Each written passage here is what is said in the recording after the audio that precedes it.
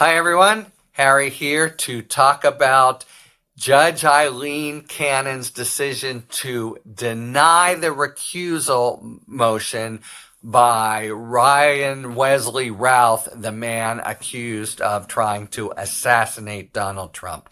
It's just interesting for how Cannon justifies her own role and how she handles allegations that she's, for lack of a more polite term, in the tank for Donald Trump. Okay, she denies the recusal motion, and it's not a big surprise, but it does bear some interest for her handling also the Mar-a-Lago case.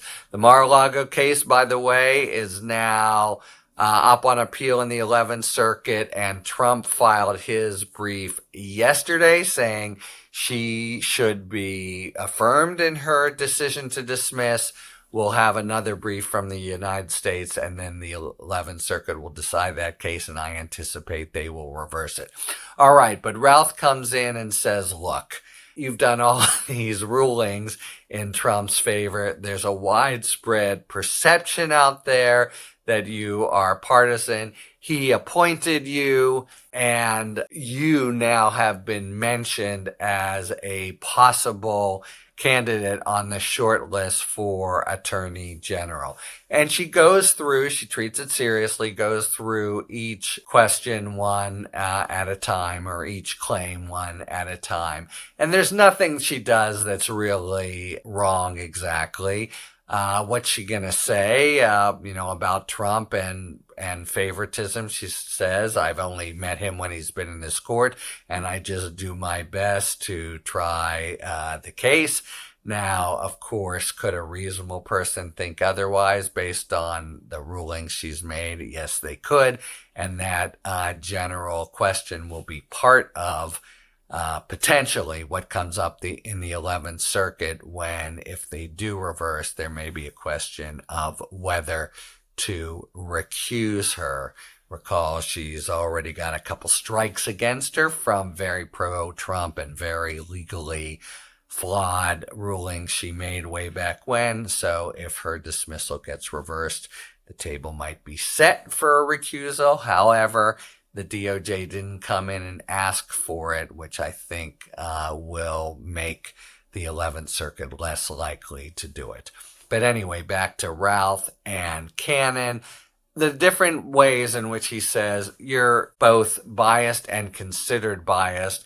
She obviously just says, well, no, I'm not. The interesting one is the inclusion on the short list for Attorney General. Now, if you're a judge or a clerk and you are in any kind of consideration for another job, I've been involved with people in different situations like this, including judges who wanted to leave the bench and made overtures to, say, a law firm that they wanted to possibly work for.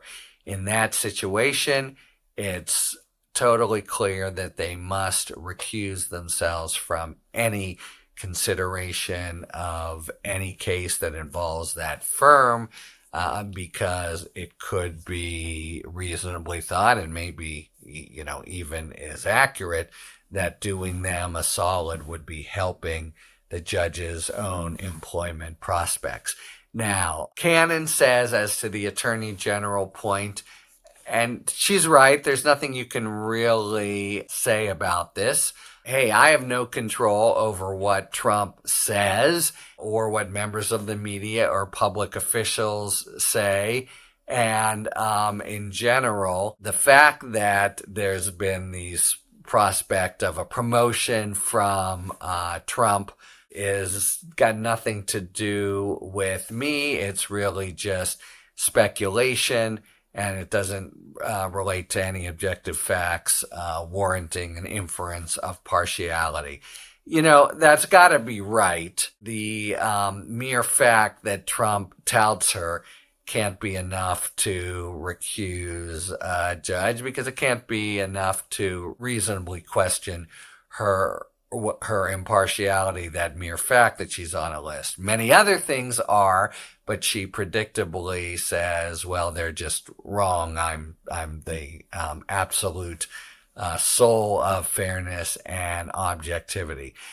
It's a little bit funky, however, because it's just true that if Trump wins and Trump offers her the job of Attorney General of the United States, a former assistant U.S. attorney who just got appointed as the very last judge that Trump appointed in his first term, she will jump at it in a heartbeat. So in that sense, it's really a little bit of a fiction to say she's not under consideration, or to put it more pointedly, she wouldn't have any motivation to try to please him in order to become Attorney General of the United States. Still, on the other hand, she is in this position just because some list was leaked that included only two names three names, Roy Cooper, Mike Davis, and Aileen Cannon. And so there'll be a lot of tongue wagging that says, oh my, if she does this, that, or the other thing, she's got the motivation to become Attorney General. Still, she did nothing. She's in no way put her hat in the ring, as far as we know.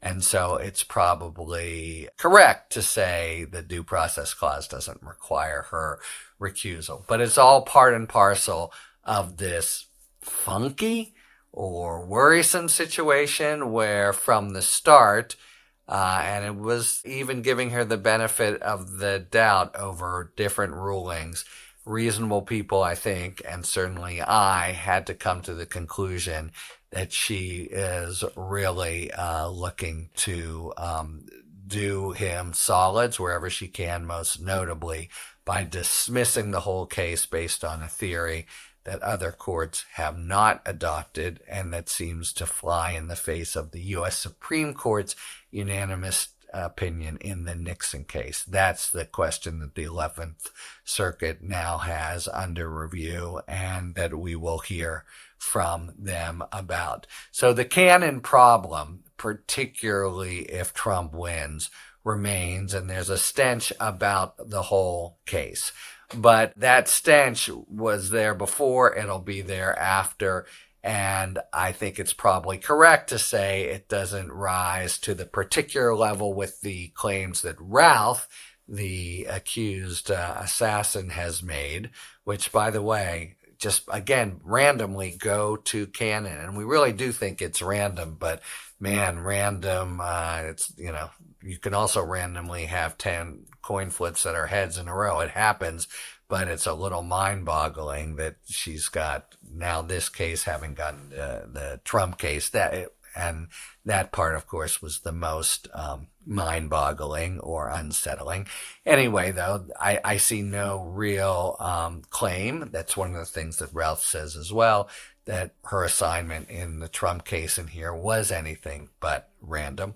I think at the end of the day, she's justified in not recusing, but it just is one more kind of entry into the whole sort of mess that is Aileen Cannon's being within a mile of anything having to do with Donald Trump, and most especially the Mar-a-Lago case. So Routh proceeds to trial in her courtroom unless he pleads, and that's another kind of entry in the ledger of Trump-related stuff. The big thing, though, is what we keep our eye on with her dismissal of the case for pretty wild-eyed and tenuous reasons, and we'll be watching closely to see what the 11th Circuit does there, and whether, if they reverse, then the record is made adequately that she should be recused from the Donald Trump case, which is what really matters. Just as a quick reminder, and I have an op-ed on this coming out tomorrow, this case is open and shut, should have proceeded to trial and conviction long ago, but for her thumb being repeatedly on the scale in favor of Trump. But that's still out there, and if he loses the election, if he wins the election, the case goes away. He just orders DOJ to drop it. But if he loses it, the case remains, and I think her ability to completely smother it will be limited. So that's where the real focus is. No recusal in the Routh case, but this brings only more focus to the whole Aileen Cannon eyesore and the Mar-a-Lago case. Talk to you later. Thanks for tuning in. If you enjoyed this video and other Talking Feds content, please take a second to like and subscribe. Talk to you later.